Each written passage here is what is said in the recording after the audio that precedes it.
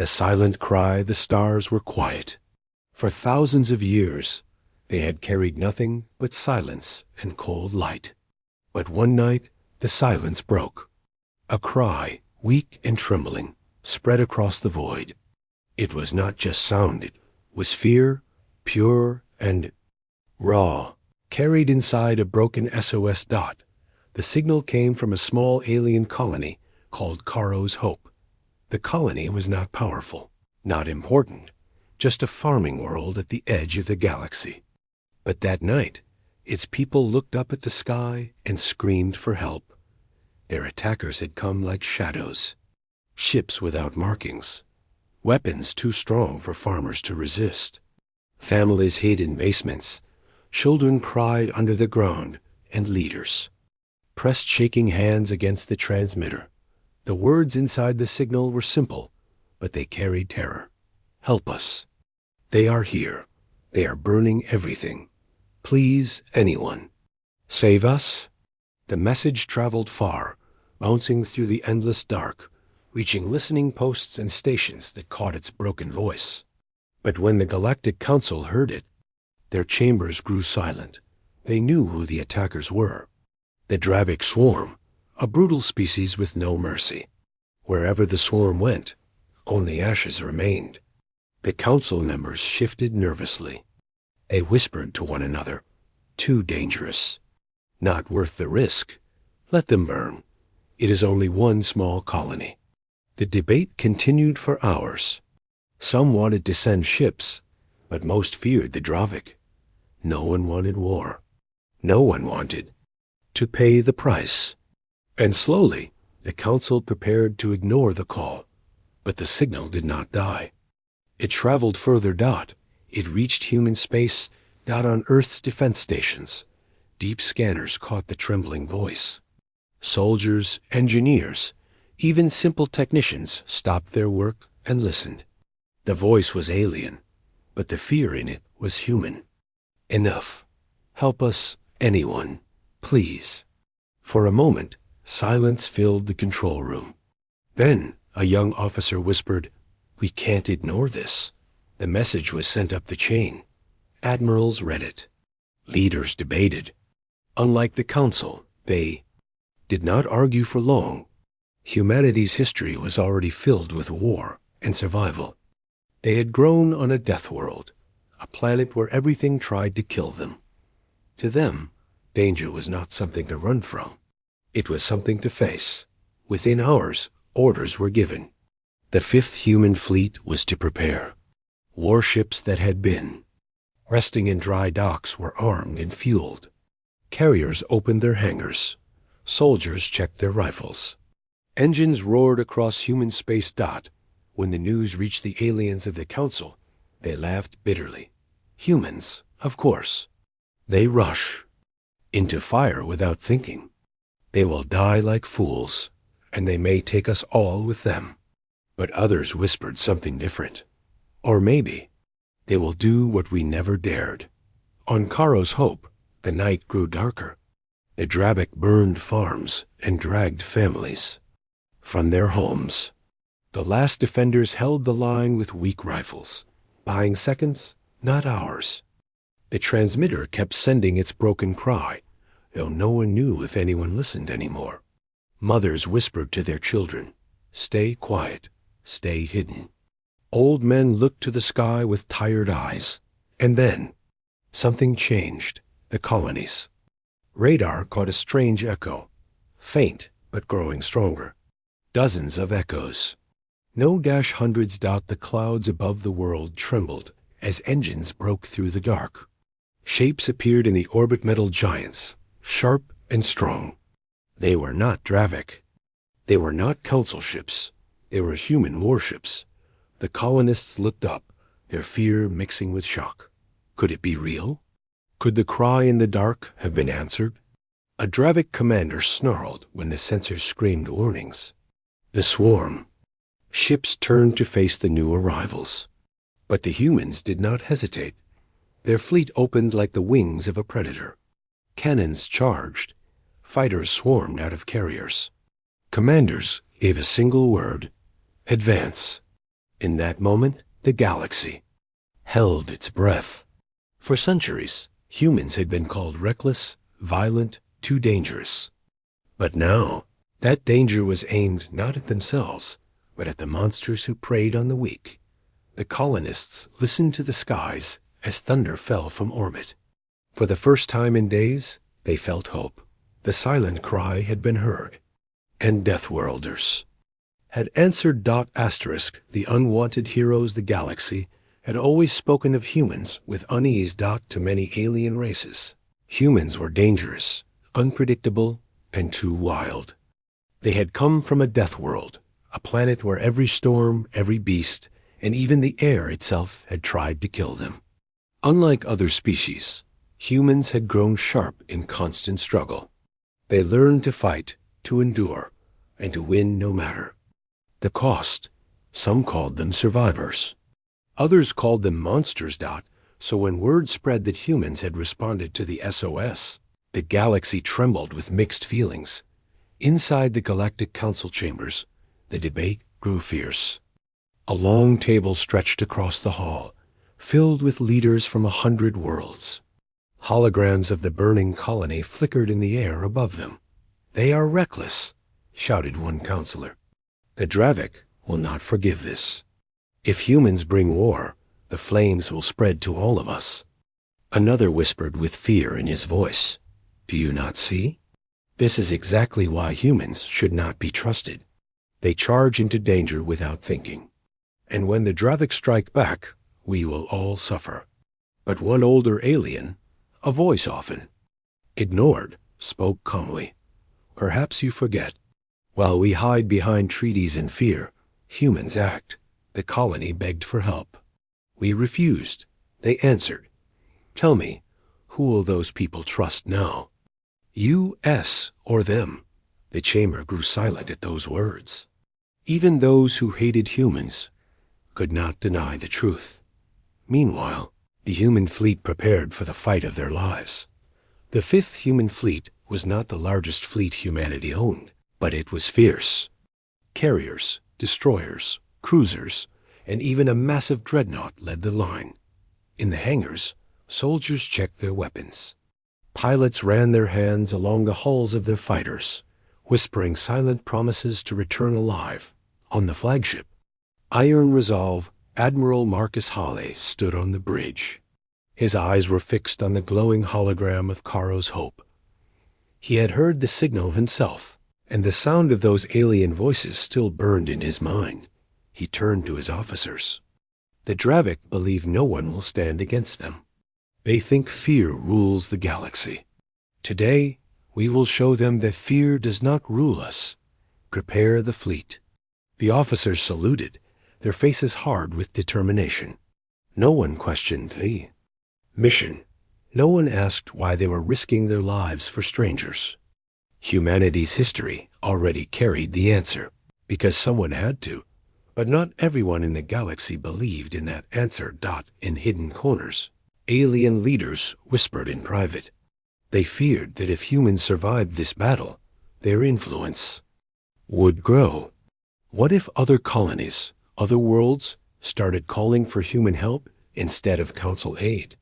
What if humans became the galaxy's shield and its sword? "They must fail," muttered one alien overlord in his dark chamber. "If they win, the galaxy will see them as saviors. We cannot allow that."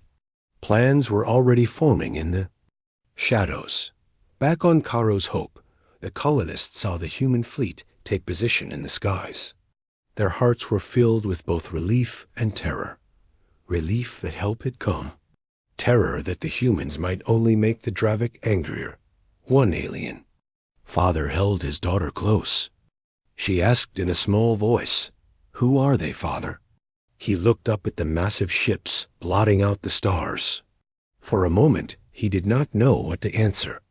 Then he whispered, "They are the ones who hurt us."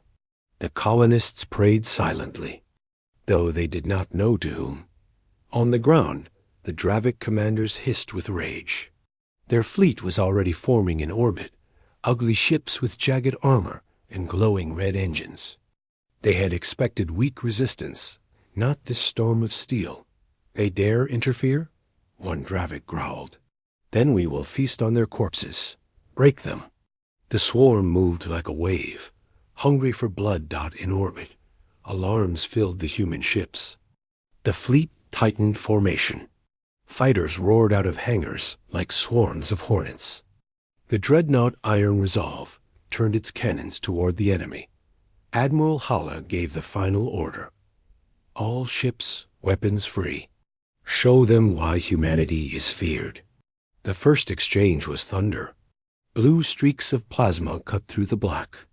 Red beams tore across the void. Ships exploded, burning like dying suns. The aliens of Karo's Hope stared at the skies, unable to breathe. The war had come to their world, and it was not quiet. But in the chaos, one truth became clear. The humans were not running. Not one ship turned away. They fought with a fury that seemed endless, a storm that would not stop until the Dravik broke.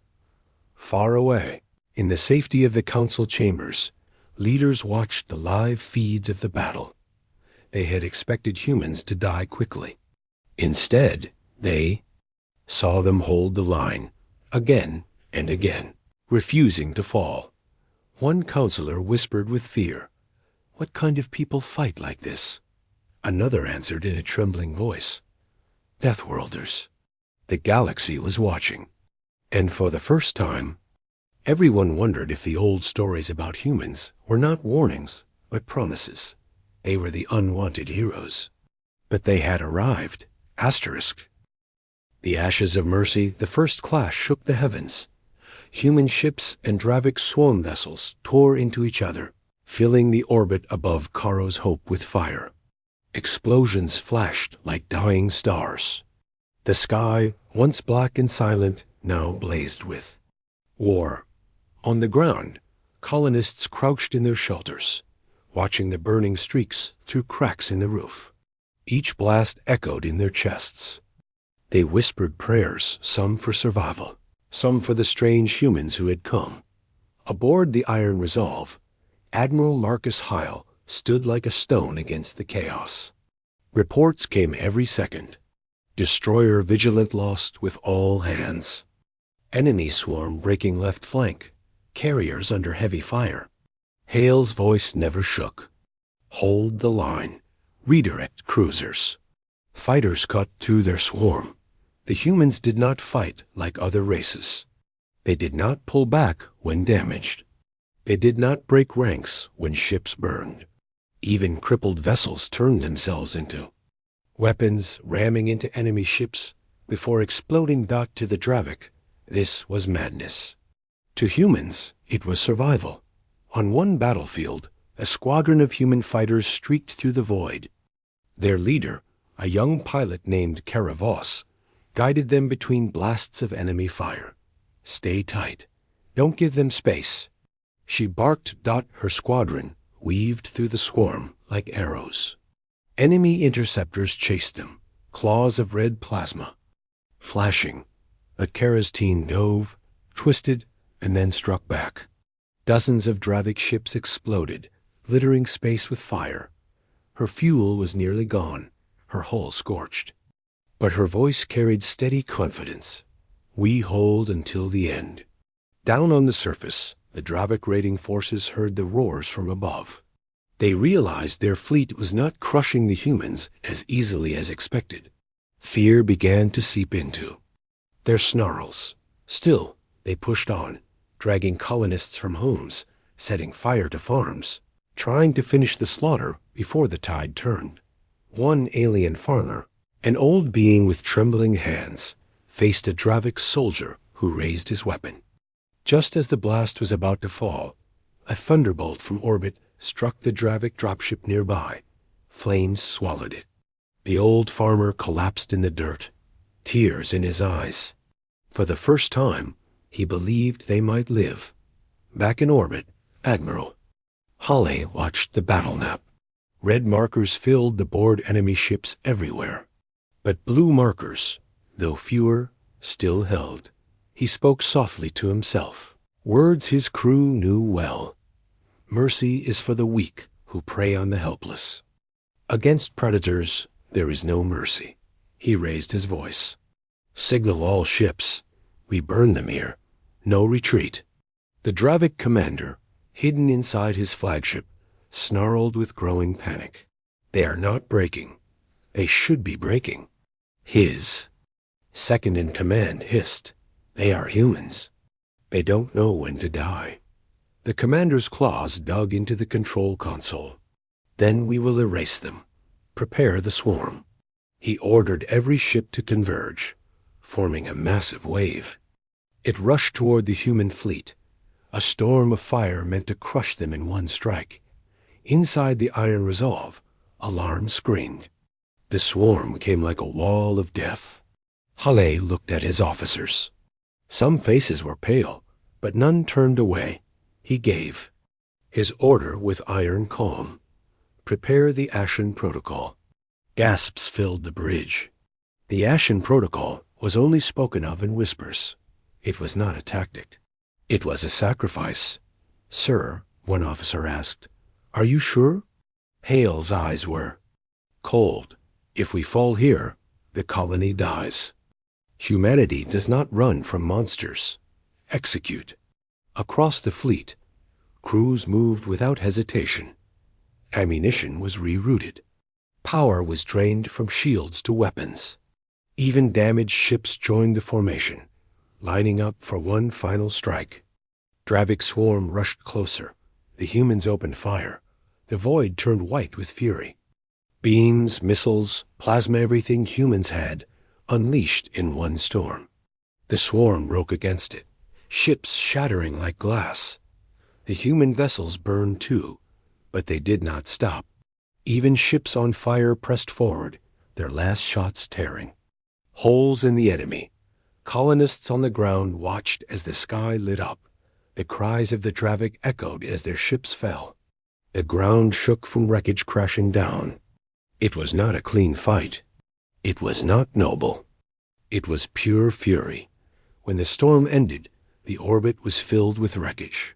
Human ships floated broken, smoke trailing from their wounds, but they still stood. The swarm had been shattered. Admiral Hall exhaled, his shoulders heavy. Status? A shaken officer whispered, we lost nearly half the fleet, sir. But the Dravik are running. The bridge was silent. No one cheered. They all knew the cost. But they also knew one thing. The colony lived. On Caro's Hope, survivors crawled out of their shelters. They stared at the human ships overhead, battered, but still burning bright. Children pointed at them with wide eyes. Parents held their families close. For the first time in days, the people of Caro's Hope felt something powerful. Not just survival, not just relief. Hope. The galaxy would later call it madness. They would call it reckless. But for those who lived through it, they called it something else. Mercy had not saved them. Fury had. And the ashes of that fury still glowed above their world.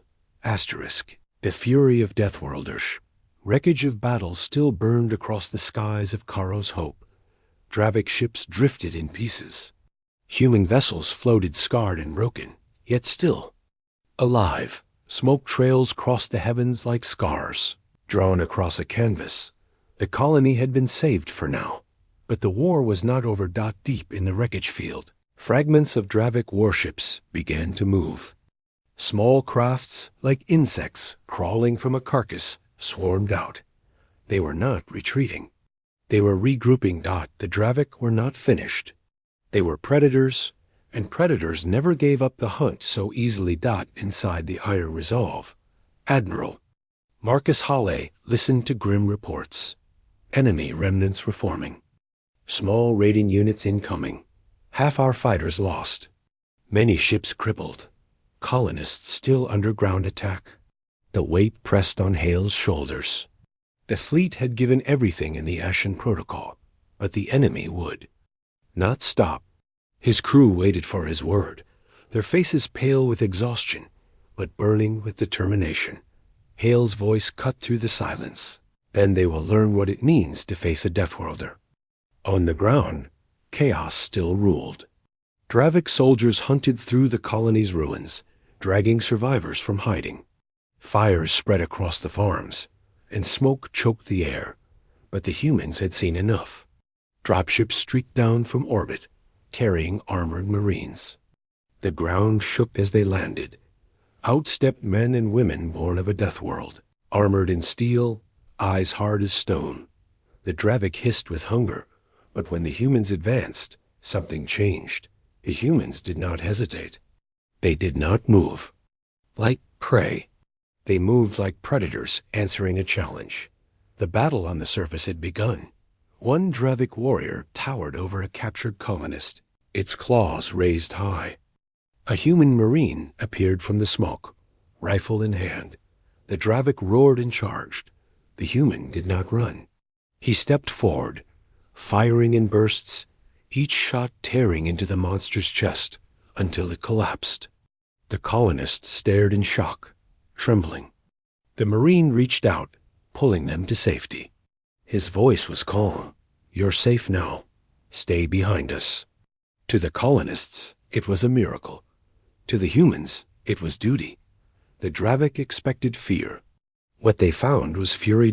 Every human marine fought with the same rage that their ancestors had once carried against wild beasts, storms, and endless struggle. Where Dravik numbers pressed in, humans struck harder. Where the Dravik tore down walls, humans built new defenses out of rubble. The colonists had never seen such fire. They whispered to each other. They don't fight to live. They fight to win. High above, the council chambers watched the feeds. The alien leaders had gathered once more, their eyes glued to the holograms. This is madness. One counselor stammered as human marines charged headlong into superior numbers. Another whispered with dread, "No, this is what they are. This is why the galaxy feared them." On every screen, humans fought like storms unleashed. They did not just defend the colony, they drove the Dravik back step by step, filling the ruined streets with defiance. Among the survivors on Caro's Hope, a child asked her mother in awe, "Who are they? Why do they fight for us?" The mother looked at the burning skies and the soldiers standing like walls of iron. "They are Deathworlders," she answered softly. "And they are angry." The Dravik commander, still hidden aboard his flagship, watched the slaughter below. His fangs ground together in frustration. They should have broken. No prey fights like this. His second in command replied with fear creeping into his voice. "They are not prey, my lord. They are something else." The commander snarled, unwilling to admit the truth. But in his heart, he knew. The Dravik had underestimated humanity.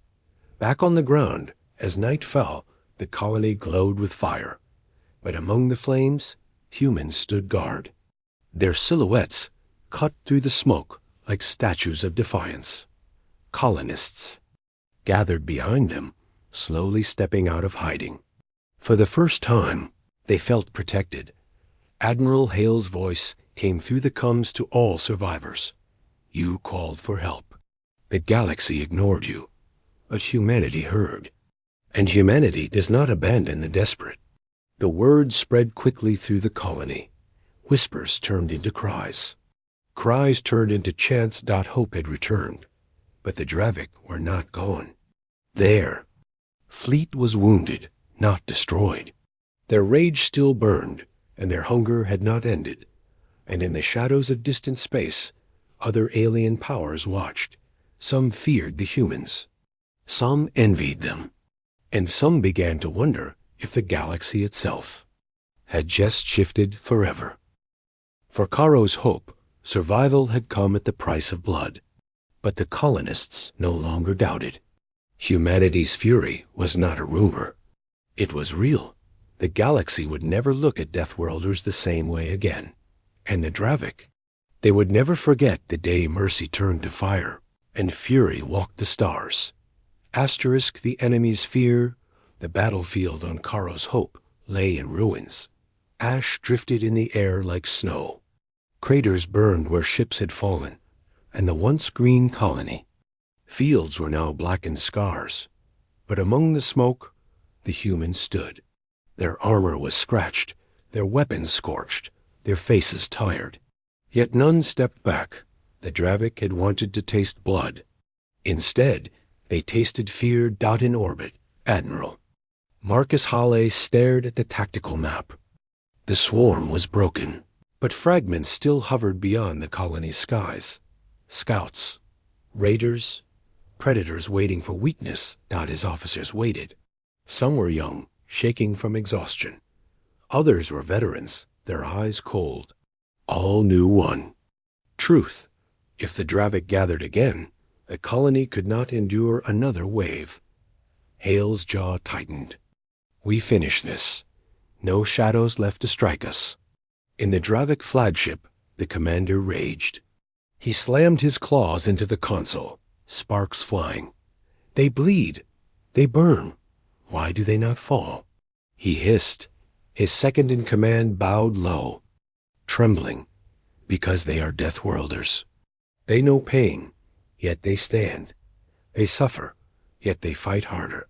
My lord, I fear we have woken something that should have been left sleeping. The commander snarled, but deep in his chest, the fear was real. The humans had not just defended, they had attacked, again and again, with fire in their eyes. The Dravik had seen prey before. Prey ran. These humans did not run. They hunted back. Down on the colony. Survivors followed human soldiers through the ruins. Every street was filled with wreckage, every corner with shadows. Yet the humans moved with discipline, watching every alley, covering every frightened colonist. A young colonist boy whispered to a Marine escorting them, "Why do you fight for us? We are not your people." The Marine looked down at him, her eyes hard but kind. "Because you called for help, and we don't ignore a cry in the dark." The boy's eyes widened. He would remember those words for the rest of his life. The Dravik still struck from the dark, slashing at survivors, burning homes, but their attacks grew desperate. Their movements lost order. For the first time, they fought with hesitation. One Dravik warrior lunged at a squad of Marines, its claws dripping blood. The humans did not flinch. They opened fire in a storm, cutting it down before it touched them. Another charged with a roar, only to be brought low by a blade through its chest. For every step the Dravik took, the humans pushed them back two more. The hunters had become the hunted dot in the colony's command shelter. Admiral Halley addressed the leaders of Caro's Hope through a cracked cum screen. Your SOS was ignored by the galaxy, he said, his voice low, steady. But humanity heard. You asked for salvation, and we brought fury. The Dravik will not take your world. Not today. Not ever. The colonists listened in silence, their eyes wet with tears. Many of them had believed death was certain. Now they saw a different truth, one carried on the backs of Deathworlders. The Council, far away, also watched. Across dozens of worlds, alien leaders saw the same feeds. Humans dragging survivors from rubble, humans charging into fire, humans standing between death and the helpless. This is not mercy, one counselor whispered. This is vengeance. Another answered with fear in his voice. This is Deathworld fury, and it has no equal. Some council members shook with dread, whispering of control and containment. Others remained silent, staring at the humans with something different. Admiration. Night fell again on Caro's Hope. Fires still burned in the distance. But for the first time, the colony was not silent with despair, echoed with human patrols, with engines repairing shelters, with survivors whispering words of hope out among the Dravik remnants. Whispers also spread. Fearful whispers. They do not die. They do not break. They burn with fire, even when ash surrounds them. The predators of the galaxy, now feared the very thing they once mocked. The humans who rose from a death world dot in the flagship, the Dravik commander, turned to his staff. His claws shook as he forced the words out. Pull back. His second-in-command's eyes widened. But, my lord, retreat? That is dishonor. The commander's voice cracked with rage. This is not dishonor. This is survival. For the first time in centuries, the Dravik withdrew from a conquest. On the ground, Admiral Hawley looked up at the sky as enemy signatures faded. His shoulders sagged, the weight of battle pressing down. They'll be back, an officer whispered. Hall nodded. Yes, but next time, they'll remember this day. And they'll come with fear in their hearts. The people of Caro's Hope would rebuild from the ashes. But their story was already racing across the stars. Every council chamber, every hidden world, every race that had ignored the SOS, now they knew. The Deathworlders had answered, and the galaxy would never forget the day fear shifted sides. The council's dilemma, the battle for Caro's Hope, was over, but the echoes traveled farther than anyone expected. The colony burned, yet it stood. Survivors whispered the same story over and over. The Dravik came like monsters. The galaxy ignored us, but humanity came. And they fought like fire. That story spread faster than light, carried on signals, traders, and frightened messengers. And soon it reached the Galactic Council dot in the High Hall of Stars. Alien leaders gathered in panic. The 100 voices rose at once. Screens showed the aftermath. Human marines carrying children through rubble. Human fleets hovering over a burning world. Dravik ships shattered in the void. They are dangerous, shouted a counselor with pale, trembling hands. They are savages. You saw how they fought. They unleashed fury, not discipline. Another banged the table with his claws. Savages? No, they saved that world. Tell me, who else answered that? SOS? Who else even tried? The chamber grew tense. The truth was undeniable. The galaxy had ignored the colony. Only the humans had come out at the center. Council Speaker Varin tried to calm the storm. His voice shook as he addressed the chamber. We all saw the feeds. Humanity fought the Dravik and won. But what does this mean for us? Are they protectors? Or a threat greater than the Dravik themselves? The room fell silent. For in every leader's heart, that question burned. Some spoke with fear. They come from a death world. Their instincts are violence. Today they fought the Dravik. Tomorrow they may turn their fury on us. Others spoke with awe. They bleed. Like us, they suffer like us. Yet they stand when all others fall. We mock them as deathworlders, but perhaps that is their strength. And some, with quiet voices, whispered of opportunity. If they fight for the weak, then perhaps they are. Allies the council should not lose. Meanwhile, far from the council chamber, on a hidden world, the Dravik commander slammed his fist against a display. His retreat had been a stain on his honor, and his fury had only grown. They cannot be allowed to spread, he hissed to his warlords. If the galaxy begins to see them as protectors, then prey will flock to them. Our rule will end. The warlords nodded, their eyes burning with hate. But deep down, none forgot the sight of humans standing unbroken amidst ruin. Memory made their spines shiver. Back in the council, Speaker Varin summoned the holofeed again. It showed Admiral Marcus Hall giving his final message before departing Caro's Hope. You called for help. The galaxy ignored you, but humanity answered. Remember this. We will not turn away from the desperate. We will not leave the weak to die. If you call, we will come. The words echoed in the high hall. Some counselors looked inspired. Others looked terrified. In the shadows of the chamber, whispers began. If they truly mean this, they will rise as guardians. If they mean this, they will control the stars. If they mean this, no empire will stand against them. Fear and admiration clashed in equal measure. Finally, Speaker Varine raised his hand. There are two paths before us. We can embrace them, stand with them, and let their fury guard us. Or we can turn against them before they become too powerful. The chamber erupted again. Some demanded alliances. Others demanded sanctions, blockades, containment. The council split like a cracking planet not far away. On Caro's Hope, survivors built makeshift shelters. Children slept safely for the first time in weeks. Human Marines stood watch, their eyes scanning the night sky. Weapons ready. One colonist whispered to another, "Do you think the council will help us now?" The other shook his head. The council only watches, but the humans, they fight. That is enough. The council's dilemma deepened with every passing hour. If they allied with humanity, they would gain protectors unlike any other.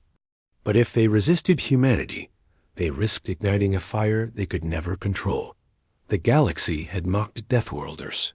Now it whispered their name in fear. And somewhere beyond the chamber walls, unknown forces listened. Empires that had hidden in the dark.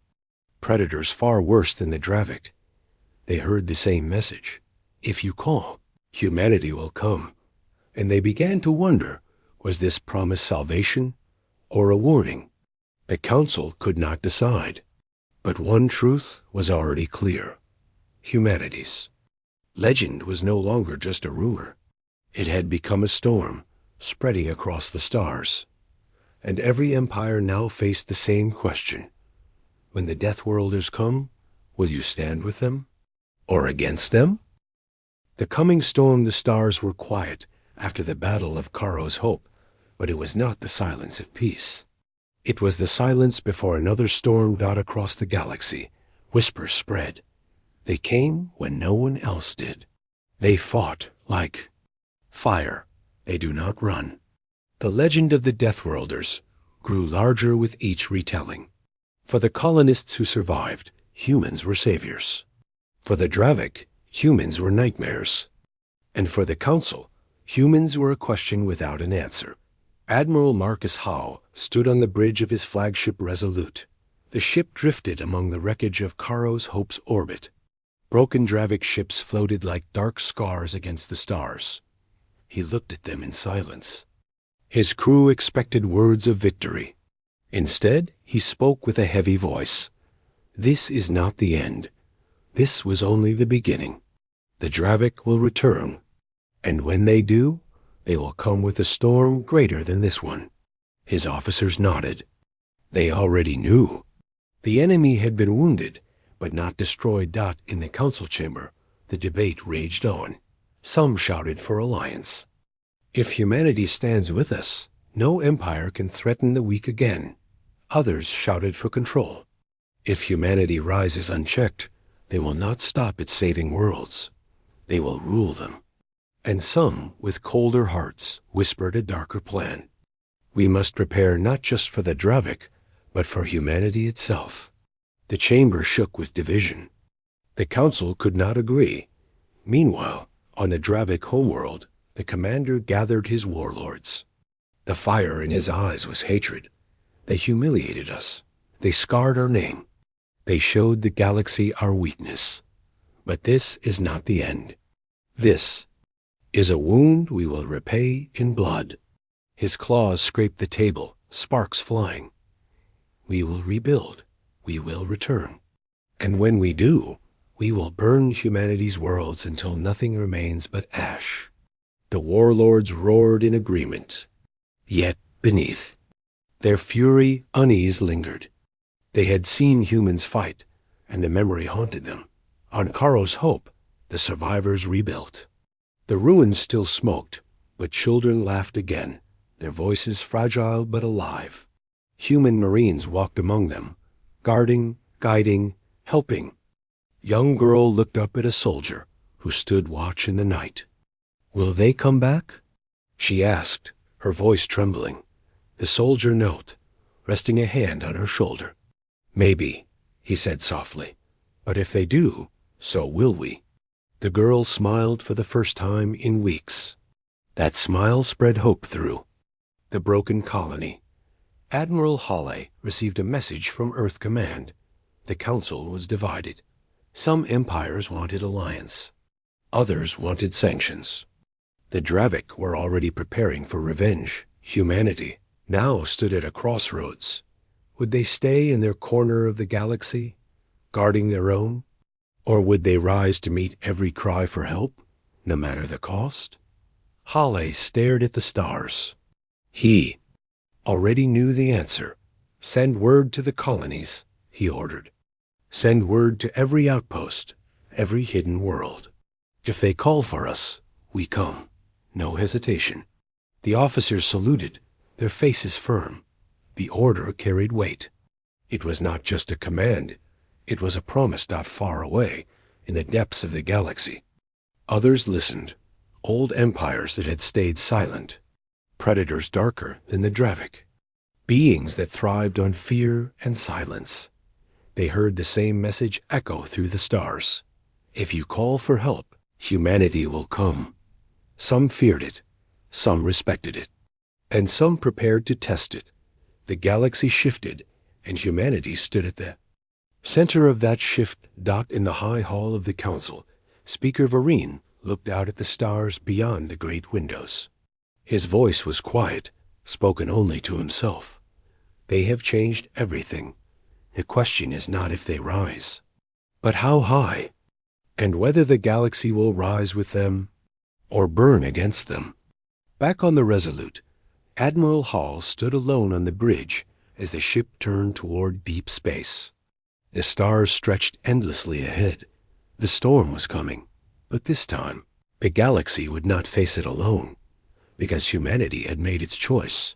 They would not run, they would not bow, and they would never ignore the silent cry of the weak. The Deathworlders were coming, and the stars would tremble. Asterisk,